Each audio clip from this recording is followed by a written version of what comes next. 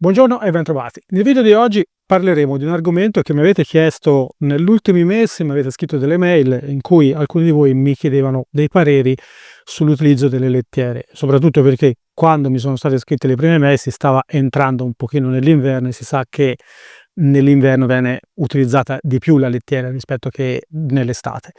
Ora adesso siamo più o meno a metà febbraio, non ho rispettato di rispondere in tempi abbastanza brevi, però credo che questo video sarà utile per tantissime persone, quelli che tengono per esempio per conto loro il cavallo, ma anche per magari chi possiede un maneggio e che si vuole rendere un pochino conto di cosa è meglio e cosa è peggio. Ricordatevi che le cose non si fanno perché si sono sempre fatte così, ma si fanno perché si deve sapere il motivo per cui si fanno. Per cui quando si sente dire è 30 anni che faccio a questa maniera, non è detto che sia la cosa giusta, può essere anche 30 anni che sto commettendo lo stesso errore. Chiaramente l'argomento delle lettiere è un argomento abbastanza complesso. Io cercherò di farlo con dati alla mano, come sempre tutte le fonti le trovate in descrizione del video o del podcast per coloro che stanno ascoltando questo video in formato podcast.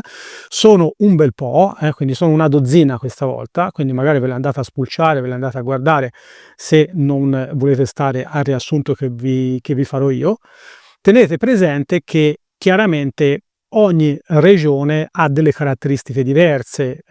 Chiaramente in Italia abbiamo delle regioni più umide, quelle tipicamente al nord, delle regioni più secche, tipicamente al sud, e questo comporta anche magari una tendenza a utilizzare un certo tipo di lettiera piuttosto che un altro, e quindi questo non deve far dire no, ma nel mio maneggio non usano quella lettiera, allora sbagliano. No, non è detto che sbagliano, anzi può essere magari la miglior lettiera, sempre rapporto prezzo prestazione, adesso vedremo cosa si intende per prestazioni per quanto riguarda la lettiera, in quella data regione, perché essendo materiale che ne serve tanto, è voluminoso, il trasporto incide tantissimo. Quindi acquistare una lettiera magari di un buon livello, ma a centinaia e centinaia di chilometri di distanza da dove è il maneggio, può far lievitare i costi in una maniera assurda, soprattutto se magari nella nostra zona siamo noi gli unici a usare quel tipo di lettiera e quindi chiaramente i distributori di zona non ci sono, dobbiamo farla venire direttamente solo per noi, dobbiamo acquistarne un quantitativo ingente perché se no il trasporto non ce lo fanno e via e via. Sono tutte problematiche che vanno messe in conto. Però adesso mettetevi comodi, non so quanto durerà questo video perché un po' di cose dobbiamo guardarle, io cercherò di stringere il più possibile, poi come al solito per i curiosi o per quelli un pochino più diffidenti magari poi se le vanno a guardare per conto loro le fonti e così approfondiscono un pochino meglio. Di questo podcast troverete anche un articolo che presto metteremo sul nostro sito matteoneorsici.com, per cui se magari non avete voglia di ascoltarmi e preferite leggermi, magari ve le andate a leggere di là, ma questo fra un attimo.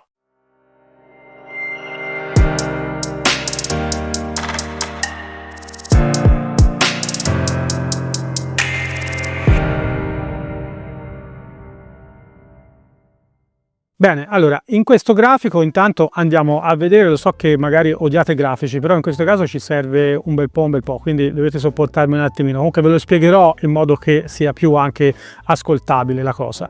In questo grafico intanto vediamo che, sostanzialmente in Italia vengono utilizzate queste tipologie di lettiera, che sono trusciolo di legno, chiaramente, poi paglia, canapa, lolla di riso, cocco e materiali riciclati.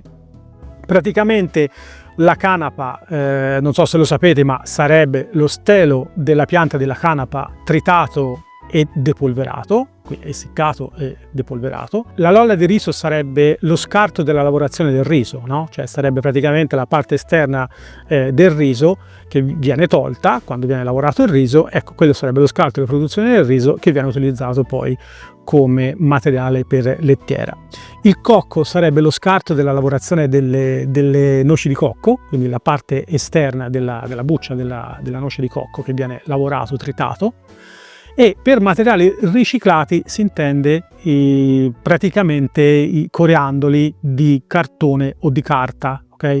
Io dico coriandoli, ma per coriandoli si intende delle strisce, diciamo carta e cartone tagliato in maniere diverse a seconda, insomma, diciamo delle caratteristiche che si vuole dare al prodotto. Come si vede dal grafico, in Italia si predilige il truciolo, quindi il truciolo di legno, rispetto al resto del mondo che invece se ne fa un utilizzo leggermente minore, però comunque è preponderante anche nel resto del mondo. Dopodiché abbiamo la canapa, ok? E sempre in Italia sto parlando, la canapa, mentre nel resto del mondo si predilige la paglia, ok? In Italia la paglia è al terzo posto e poi al quarto posto pari merito abbiamo lolla e cocco e infine i materiali riciclati che sono in Italia sono meno usati rispetto che nel resto del mondo. Nel resto del mondo abbiamo un 10%, in Italia abbiamo un 5%. Cocco e lolla sono usati per un 10% non perché siano peggiori degli altri, ma poi dopo lo andremo a vedere perché soprattutto il cocco è più costoso. Cos'è che andiamo a cercare in una lettiera? In una lettiera andiamo a cercare soprattutto, al di là del costo, che adesso poi dopo lo vedremo, però soprattutto andiamo a cercare due caratteristiche. Uno, che la prima che assorba l'umidità in generale, e la seconda che mantenga basso si chiamano parti per milione, si misurano in parti per milione di ammoniaca presente nell'aria, ok?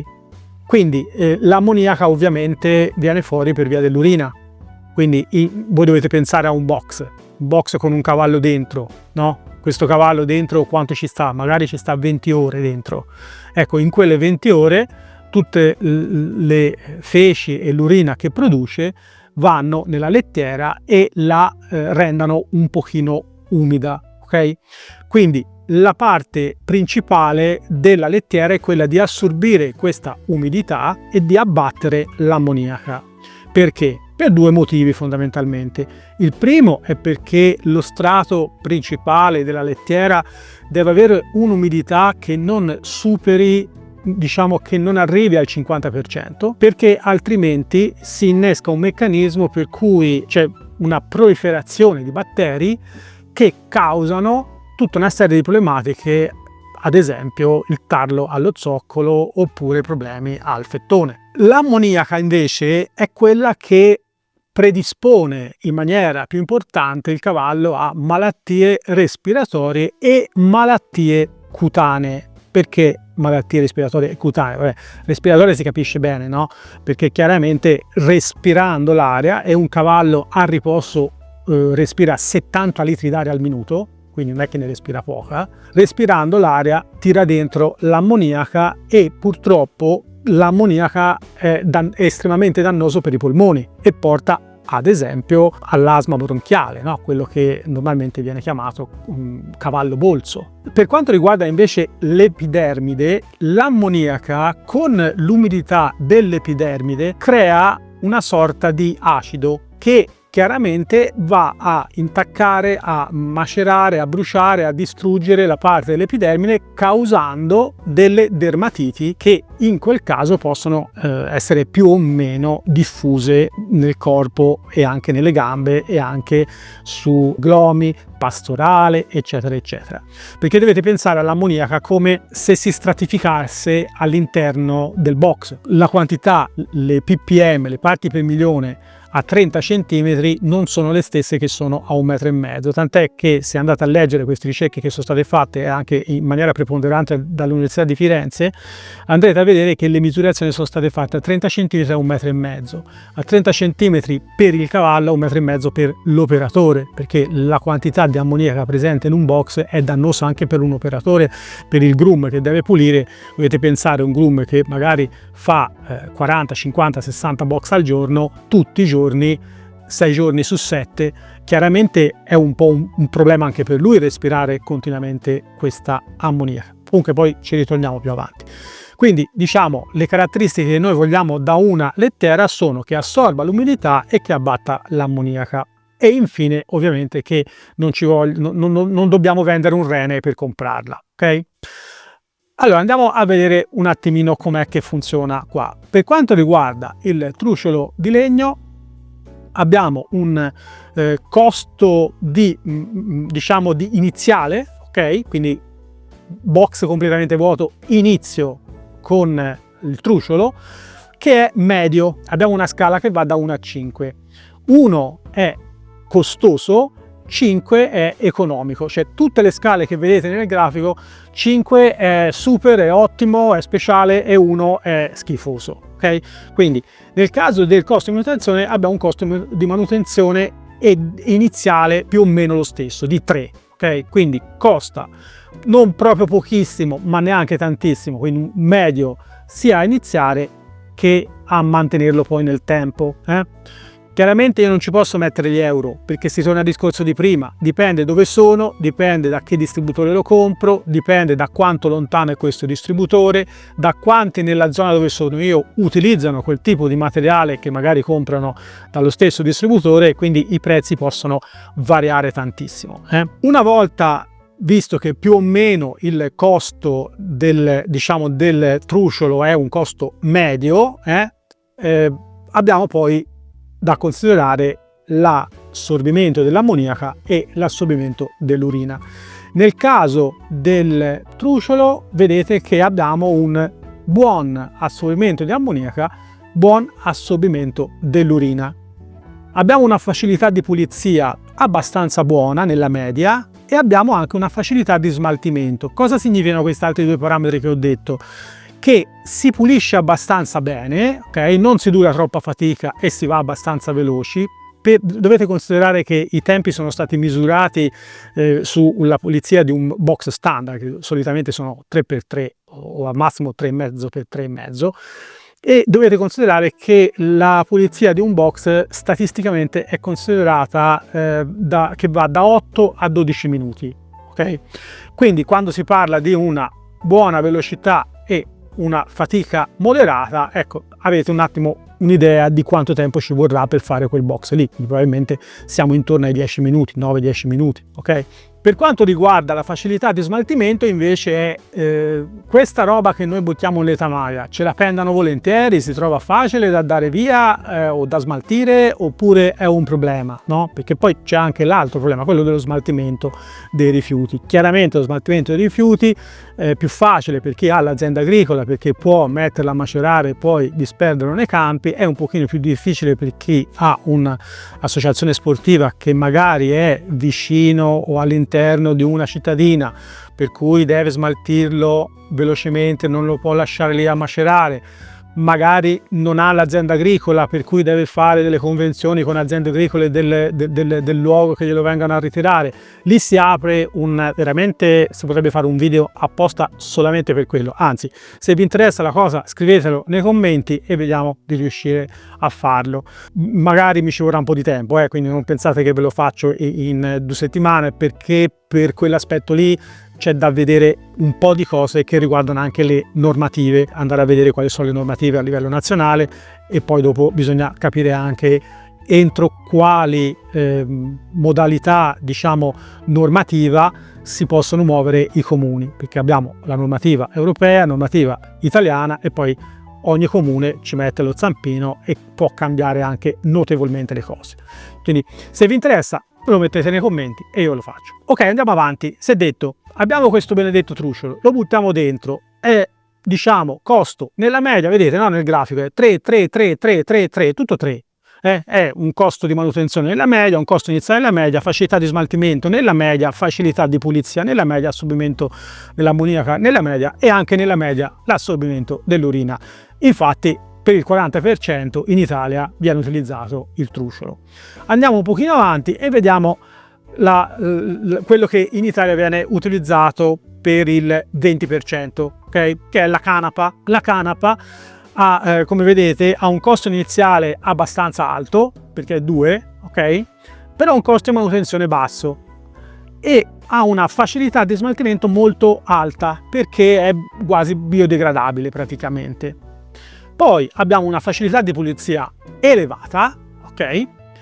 Un assorbimento di ammoniaca quasi ottimo, 4 su 5, e un assorbimento di urina quasi ottimo, 4 su 5. Poi andiamo a finire nella paglia. Vedete, nella paglia noi in Italia la adoperiamo un pochino meno rispetto al resto del mondo, un 15% contro un 25% del resto del mondo. Abbiamo un costo iniziale che è basso, ok? E un costo di manutenzione però che è alto.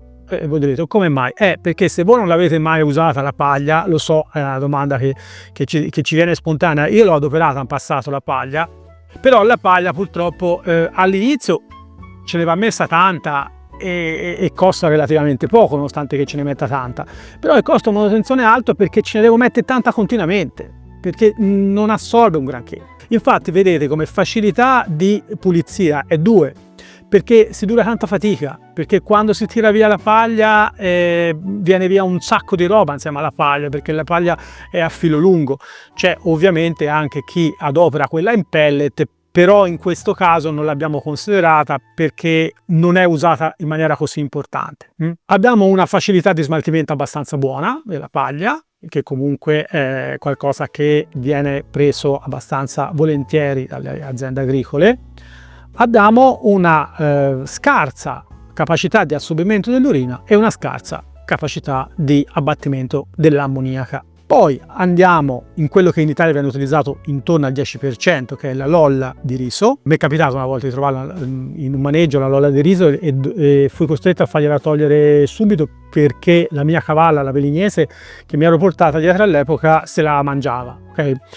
Solitamente non lo fanno, però la belignesi mangiano tutto e quindi lei si mangiava anche quella, avevo paura che gli venisse una colica, quindi mi toccò toglierla. Però in effetti è utilizzata, non tantissimo, però è utilizzata. Ha una buona capacità di abbattimento dell'ammoniaca, okay? A patto però che sia tenuta molto alta. Per molto alta intendo 35 cm, poi dopo lo vediamo, c'è un grafico apposta su quello. Non ha una grande capacità di assorbimento dell'urina e dell'umidità in generale, cioè l'assorbimento c'è ma va tenuta alta, come dicevo prima, altrimenti non ce n'è. La facilità di pulizia non è così semplice da pulire, cioè c'è un po' di lavoro da fare dietro. Non ha una grande capacità, diciamo la facilità di smaltimento è più o meno simile a quella del trusciolo, che si smaltisce abbastanza bene ma non troppo bene perché è un prodotto acido e quindi le aziende agricole non lo vogliono, diciamo lo prendano, però bisogna che sia stato lì, che sia maturato eccetera eccetera, perché se no non è che gli piace un granché da buttare nei campi. Ha un costo iniziale basso, la pulla di riso, e un costo di manutenzione nella media, più o meno come il trusciolo. E poi arriviamo al cocco. Il cocco per me è uno dei migliori, e non solamente per me, noi l'abbiamo adoperato in passato il cocco, e anche adesso a volte a anni alterni si adopera. Dipende sempre quanto costa quello rispetto a quanto costa altro, perché il costo purtroppo è un fattore determinante, soprattutto per un maneggio che ha tanti cavalli. Il costo della lettiera può essere una bella fetta della pensione. Nel caso del cocco abbiamo un 10% di utilizzo in Italia, perché non è che è facile trovarlo in Italia. Si dura un pochino di fatica a lavorarlo, diciamo la prima volta quando si butta dentro le balle è un po' faticoso, però diciamo anche in seguito dipende poi che tipo di cocco si prende, perché ci sono due tipi di cocco, quello più umido e quello meno umido. Quello meno umido si sfa meglio, quello più umido invece c'è da durarci un po' di fatica perché va sfatto un po', è a zollette e ci si impiega un pochino di tempo. Infatti se vedete la facilità di pulizia è 4, una scala da 1 a 5, ok, è 4, quindi diciamo si pulisce abbastanza bene, ma non benissimo, ok? Il costo iniziale del cocco è tanto, ok? Perché costa, vedete, da 1 a 5, ricordatevi che 1 è peggio e 5 è meglio, quindi 1 vuol dire che costa tantissimo rispetto agli altri, è quello che costa di più. Se guardate il grafico è quello che costa di più. Una balla di cocco può costare assai, può costare anche 17, 18, 20 euro, che adesso in alcuni casi siamo quasi vicini al truciolo, però comunque ha un costo sempre abbastanza elevato il cocco, più o meno sempre. Il truciolo ha degli andamenti, il cocco più o meno costa sempre caro. E lì all'inizio ce ne va messo tanto, perché? Perché non fa volume. Non è come il truciolo che si butta lì e si gonfia quasi, no? Nel caso del cocco no, quindi lo butto lì e sembra un po' quando si prende un sacco di sabbia e si butta in terra, no? Si apre, si mette lì che è un mucchiettino, non si vede neanche, e dà un po' quell'impressione lì quando si butta il cocco, e per questo ce ne vuole tanto, soprattutto per partire. Però se ci fate caso poi nel costo di manutenzione siamo a 4, quindi siamo vicino all'ottimo. Si spende un po' meno, perché? Perché fa praticamente si appalla intorno all'urina e alle feci, e quando si tira via il minimo veramente indispensabile. Chiaramente diciamo che un po' di tempo te lo porta via lo stesso, perché lo devi areare un po' se tu vuoi recuperare il recuperabile. Però ecco, diciamo in genere si consuma un pochino meno del materiale che abbiamo buttato, e quindi ecco perché il costo di manutenzione rimane abbastanza basso. L'assorbimento dell'ammoniaca è ottimo, infatti se ci fate caso è 5, è quello che ha il maggior livello di capacità di assorbimento dell'ammoniaca e anche dell'urina. Quindi uno direbbe, beh, utilizziamo tutti il cocco. Sì, però come avete visto c'è dalla parte di là il costo che è notevole, e quindi bisogna sempre cercare di trovare un po' un livello buono, no, di compromesso. Il problema qual è? È che tante volte uno dice, va bene, adopero il cocco perché abbatte l'ammoniaca. Ok, ma se non lo pulisci non l'abbatte l'ammoniaca. Per cui dobbiamo fare attenzione anche a questo aspetto. Cioè, se io uso il truciolo e lo tengo pulito in maniera costante, l'abbattimento dell'ammoniaca ce l'ho lo stesso. Se io adopero il cocco e per quel motivo lì il box lo rifaccio ogni 3 o 4 giorni, è chiaro che l'ammoniaca mi sale a livelli che non sono, diciamo, sostenibili per un cavallo, e quindi vado a creare tutta una serie di problematiche. Però il cocco è l'unico che, se andate a vedere nella letteratura che vi metto in descrizione, è l'unico che è possibile pulire il box, secondo gli studi che hanno fatto, anche una volta sì e una volta no, cioè un giorno sì e un giorno no, è l'unico. Tanto per darvi un'idea delle proprietà che ha quel materiale lì. Alla fine poi abbiamo i materiali riciclati, come si diceva prima, cartone e carta, che se sono facili da smaltire, quindi sono ottimi per quel motivo lì, diciamo che non hanno un grande assorbimento dell'ammoniaca, non hanno un grande assorbimento dell'urina, più o meno come il truciolo. Alla fine è sempre la stessa roba, se ci fate caso. Il costo iniziale è buono, ok? Perché è basso, e il costo di manutenzione più o meno, diciamo, la frequenza di quanto io butto dopo che sono partito è più o meno quella del cocco, quindi siamo più o meno lì. La facilità di pulizia è quella del cocco. Quindi questo è un pochino il panorama, no, per quanto riguarda l'utilizzo delle lettiere. Quindi è importantissimo tenere basso, come si diceva prima, le ppm, le parti per milione dell'ammoniaca. Per questo motivo vi volevo far vedere un grafico dove si vede bene la quantità ideale che bisognerebbe riuscire a mantenere dentro il box del cavallo. Per quanto riguarda l'ottimo sarebbe stare da 1 a 5, ok? Nel caso del cocco ci stiamo da 1 a 5, ma anche nel caso della pula, per esempio, perché se no cosa succede? Succede questo. Vedete, io ho messo qui questa scaletta qua. Da 0 a 10 ppm non c'è nessun impatto rilevabile su salute o performance. La leggo insieme a voi la tabella, così per chi ascolta il podcast non ha bisogno di inventarsi le immagini. Quindi Da 0 a 10 nessun impatto rilevabile su salute o performance, mantenimento ottimale della funzionalità respiratoria, quindi siamo tranquilli. Da 10 a 25 irritazione mucosa lieve, possibile aumento dello stress ossidativo, quello che si diceva prima, dell'epidermide, dermatiti, eccetera, eccetera. Cos'è che abbiamo come danni specifici? Arrossamento congiuntivale, transitorio, che quindi vuol dire che va via al momento che lo riesponiamo a aria pulita, lieve incremento della produzione di muco. Da 25 a 50 ppm siamo in una quantità che è dannosa, non è più tollerata, è dannosa, ok? E qui siamo nei danni veri e propri. Broncocostrizione, riduzione capacità polmonare, rischio di patologie croniche. Abbiamo la riduzione del 15-20% della capacità respiratoria di un cavallo e chiaramente, come si diceva prima, l'insorgenza di dermatiti interdigitali, cioè vuol dire al piede, ok? Quantità estremamente dannosa oltre il 50 ppm, lesioni tissutali acute, edema polmonare, danni neurologici cumulativi, quindi ulcerazioni della cornea, asma equina grave con fibrosi polmonare. Questo tanto per farvi capire quanto è importante la pulizia della lettiera del cavallo, soprattutto se il vostro cavallo sta tante ore in box. Chiaramente si apre un capitolo diverso se io tengo il cavallo in una capannina all'esterno, dove ovviamente non andrò a mettere delle grandi quantità di lettiera, perché entrando e uscendo me la porta tutta via. Ne metterò solamente la quantità minima necessaria per assorbire l'urina, soprattutto se sotto c'ho il terreno, ok?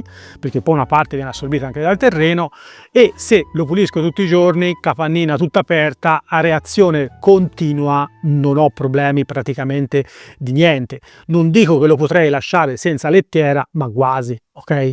C'è qualcuno che ci mette addirittura la sabbia anche. Io personalmente lo sconsiglio di mettere la sabbia, soprattutto se mettiamo il fieno in terra, perché chiaramente poi il cavallo si mangia il fieno insieme alla sabbia e poi vi tocca comprare mangimi apposta per evacuare la sabbia dall'intestino del cavallo, no?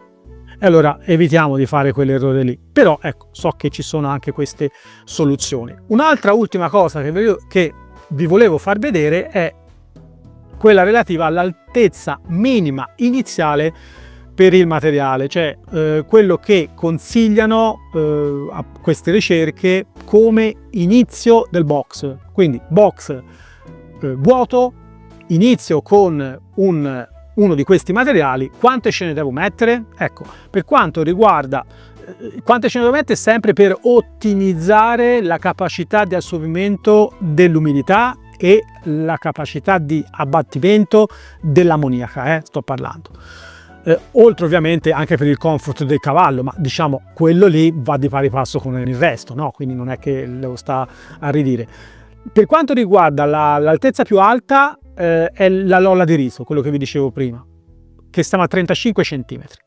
Poi abbiamo la canapa, il cocco, carta, cartone, che siamo sui 30.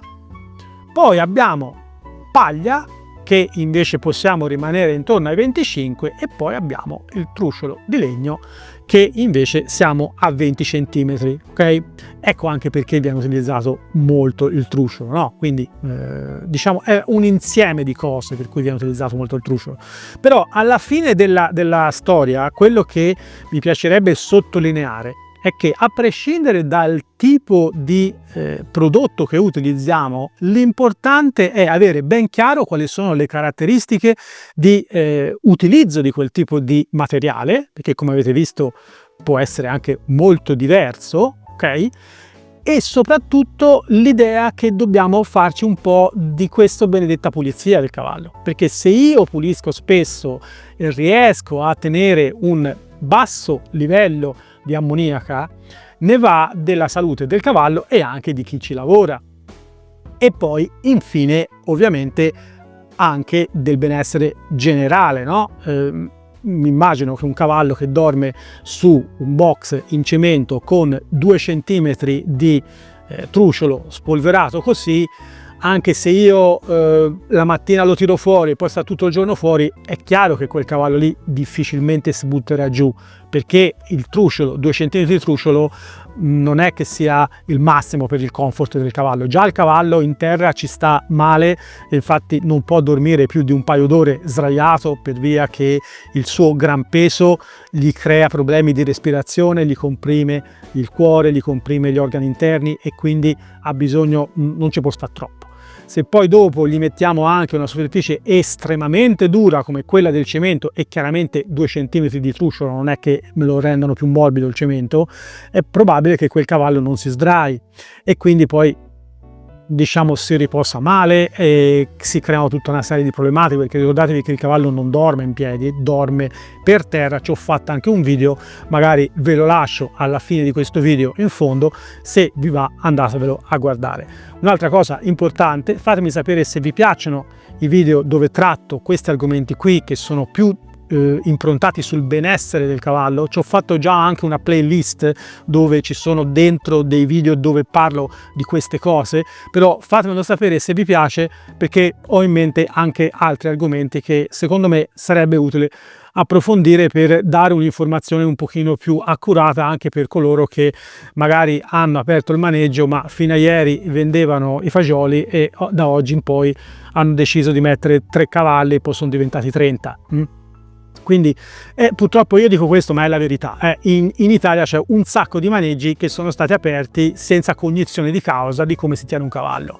Molti no, molti hanno fatto magari dei percorsi di studio, ma ce ne sono tanti che sono degli sprovveduti all'arrembaggio, che hanno tantissima passione con i cavalli, ma non hanno idea né di cosa si deve fare come pronto soccorso, né cosa mangia un cavallo, e quindi si vede gente che continua a dargli il pane a volontà, cose di questo genere, né come appunto si deve costruire una logistica e una struttura di lettiera per il cavallo ovviamente nei vari periodi dell'anno. Perché dico vari periodi dell'anno? Perché in base se è inverno, se è estate, posso utilizzare tipi di lettiere diverse in funzione della risposta che queste lettiere hanno nei confronti dell'umidità. Ci sono lettiere che sono più idroscopiche, altre che lo sono meno, tipo per esempio il cocco è un assorbitore incredibile dell'umidità, quindi se io lo utilizzo nel periodo invernale rischio, soprattutto su una capannina aperta, rischio che mi assorba tutta l'umidità che c'è nell'aria, che arriva dall'esterno, soprattutto se sono in una zona